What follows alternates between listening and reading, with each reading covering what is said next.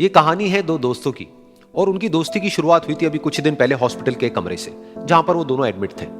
तो दोनों में से जो एक था उसको अभी कुछ दिन पहले एक पैरालिसिस का अटैक आया था, जिसकी वजह से गर्दन के नीचे की उसकी पूरी बॉडी पैरालाइज हो गई थी और वो अपनी एक उंगली तक नहीं हिला सकता था।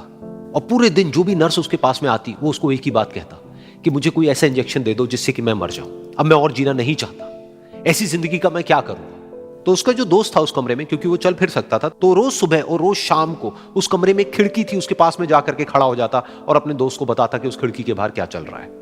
बिल्कुल नीला आसमान है, सफेद बादल है, हल्की हल्की हवा चल रही है और कुछ पंछी उड़ रहे हैं।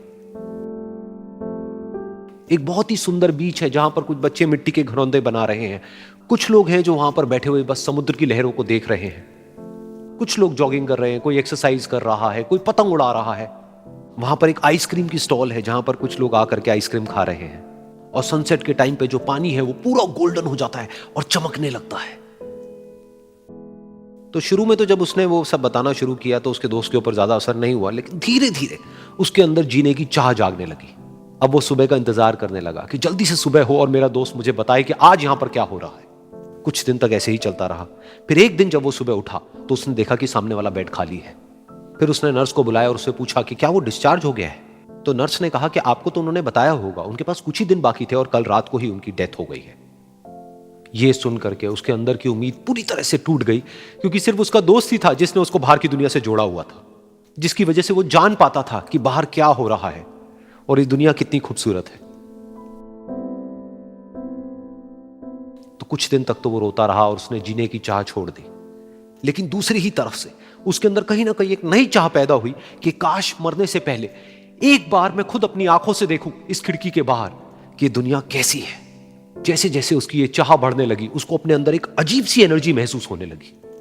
और फिर एक दिन उसने अपनी पूरी ताकत लगा दी और किसी तरीके से वो बेड से नीचे गिरा और पकड़ पकड़ करके किसी तरह से उस खिड़की तक पहुंचा।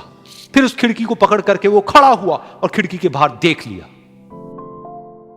लेकिन खिड़की के बाहर देखते ही वो गुस्से से भर गया। उसने जोर से नर्स को आवाज लगाई और जैसे ही नर्स आई उसने नर्स से पूछा, ये तुमने क्या किया, ये खिड़की के बाहर काली दीवार क्यों खड़ी कर दी। तो नर्स को समझ नहीं आया वो क्या बोल रहा है और वो बोली कि मुझे 5 साल हो गए हैं यहां पर, जब से मैं आई हूं तब से तो ये काली दीवार यहां पर है। तब जाकर के उसको समझ आया कि उसका वो दोस्त उससे झूठ बोल रहा था। और उसने नर्स से पूछा, अगर ये काली दीवार पिछले 5 साल से यहां पर है तो मेरे दोस्त ने मुझसे झूठ क्यों कहा। तो नर्स थोड़ा सा मुस्कुराई और बोली कि मैं ये तो नहीं जानती कि उन्होंने आपसे झूठ क्यों कहा, लेकिन मैं इतना जरूर जानती हूं कि जो भी कुछ उन्होंने आपसे कहा उसी वजह से आप अभी अपने पैरों पर खड़े हैं। तो इस कहानी से हमको यह सीखने को मिलता है कि जो हमारे शब्द हैं, जो हमारे वर्ड्स हैं, जो हम अपने मुंह से बाहर निकालते हैं, उसमें इतनी पावर है जिसकी कोई हद नहीं है। वो किसी आदमी को गिरा भी सकते हैं और उसको उठा भी सकते हैं। तो अब आपके ऊपर है कि आप अपनी इस पावर को यूज करते हो या मिस यूज करते हो।